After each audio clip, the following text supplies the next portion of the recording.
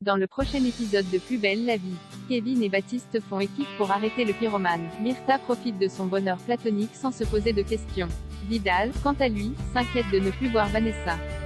Kevin et Baptiste font équipe. Kevin se rend au commissariat pour faire ses adieux à Camille, qui est sur le point de partir dans une unité pour malades difficiles. Les infirmiers ont été obligés de la sédater et elle n'est pas dans son état normal. De son côté, Baptiste est passé chez ses parents voir Mathias et en profite pour rendre visite à Emma. L'heure est à l'apaisement. Baptiste comprend la tristesse de sa femme. Emma lui confie alors que Jacob a enterré César. Baptiste s'excuse de ne pas l'avoir écouté quand elle lui avait fait part de son inquiétude concernant le jeune homme. Emma s'excuse elle aussi, de ne pas avoir pris en compte ses suspicions concernant Camille.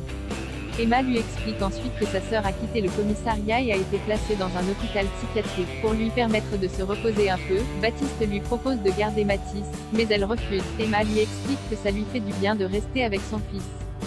Alors qu'elle rentre à son appartement, Laetitia découvre Kevin sur son canapé en train de lire le journal intime de Camille. Il confie à sa mère qu'il pensait pouvoir arriver à sauver la petite sœur d'Emma et à la libérer de Jacob. Elle tente de le rassurer en lui expliquant que personne n'aurait rien pu faire pour l'aider. Kevin avoue également à sa mère qu'il culpabilise de n'avoir rien vu et d'avoir tendu la main à Camille. Laetitia l'incite à avancer et à tourner la page. Mais Kevin refuse d'écouter ses conseils. Plus tard dans la journée, Kevin et Baptiste font équipe afin d'arrêter le pyromane. Ils évoquent ensemble la disparition de César et n'arrivent pas à parler de lui au passé. Le jeune policier a encore du mal à comprendre comment Camille a pu être la complice de Jacob. Alors qu'ils sont en pleine conversation, Kevin et Baptiste entendent du bruit et surprennent le pyromane en pleine action. Ils parviennent à le rattraper, mais un incendie se déclare, obligeant Baptiste à intervenir. Il demande alors à Kevin de surveiller le suspect, mais, alors qu'il s'éloigne, le ou la pyromane parvient à s'enfuir. Le policier, qui tient le coupable en joue, ne réagit pas et le laisse partir. Myrtha prend une décision. Myrtha a finalement décidé de remplacer Nelson et de s'occuper de l'aide aux sinistrés des incendies aux côtés du père Luc. Elle passe voir Claire au bar du Mistral, car ils ont de la nourriture à donner. Présente, Luna fait des allusions sur la beauté du prêtre, ce qui a le don d'agacer Myrtha. Claire propose alors à cette dernière son aide pour la distribution, mais celle-ci décline gentiment sa proposition. Quelques heures plus tard au Zéphyr, Nelson, Myrtha et le père Luc récupèrent de la vaisselle de l'hôtel pour les sinistrés, ce qui épate ce dernier qui ne peut s'empêcher de remarquer l'élan de solidarité du quartier. Myrtha est à ses yeux une bonne fée. Nelson lui donne raison, car la sexagénaire ne lui a pas seulement donné un toit, elle lui a aussi rendu sa dignité humaine. L'ancien SDF suggère ensuite au père Luc de se faire couper les cheveux par Myrtha, ce qu'il accepte avec joie. Pendant leur tête-à-tête, le jeune homme se laisse aller à quelques confidences sur sa vocation. Il explique à Myrtha qu'il a toujours eu la foi, mais que rentrer dans les ordres était au-dessus de ses forces.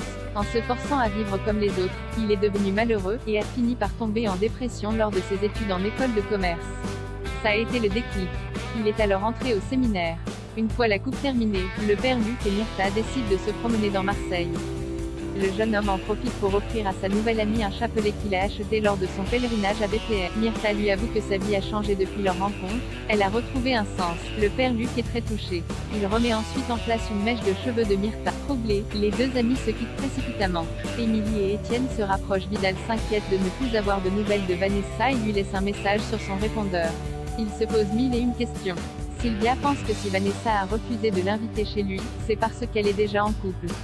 Afin d'en avoir le cœur net, la serveuse se rend au domicile de Vanessa pour mener sa petite enquête. Elle croise alors le facteur dans la rue et lui fait croire qu'elle s'appelle Brigitte Fontaine et qu'elle a été engagée pour le recensement. Elle fait mine d'avoir oublié son listing et va même jusqu'à flirter avec le jeune homme. Sylvia découvre ainsi que Vanessa vit avec son père. Elle appelle aussitôt Romain pour lui apprendre la. De son côté, Émilie a fait un jogging en compagnie d'Étienne. De retour au Mistral, il croise Blanche et la jeune femme fait les présentations. Blanche a le sentiment d'avoir déjà vu Étienne quelque part. Mal à l'aise, le jeune homme change de conversation quand Émilie fait allusion à son père, qui avait également eu l'impression de le connaître. Il fait alors mine d'avoir chaud et de vouloir se rafraîchir. Émilie l'invite à venir prendre sa douche. Une fois à l'appartement, Émilie tombe sur un livre de Sénèque qu'Étienne avait dans son sac. Le jeune homme lui explique qu'il est au programme du master de philosophie et lui lit ensuite un passage qu'il adore. Sous le charme, Émilie fait le premier pas et l'embrasse. Pendant ce temps, Romain croise Vanessa sur la place du Mistral. Elle s'excuse de ne pas lui avoir donné de nouvelles. Elle lui avoue à quel point il lui a manqué. Elle lui confie ensuite que, si elle n'a pas voulu qu'il vienne boire un dernier verre chez elle, c'est parce qu'elle héberge son ex qui traverse une période difficile.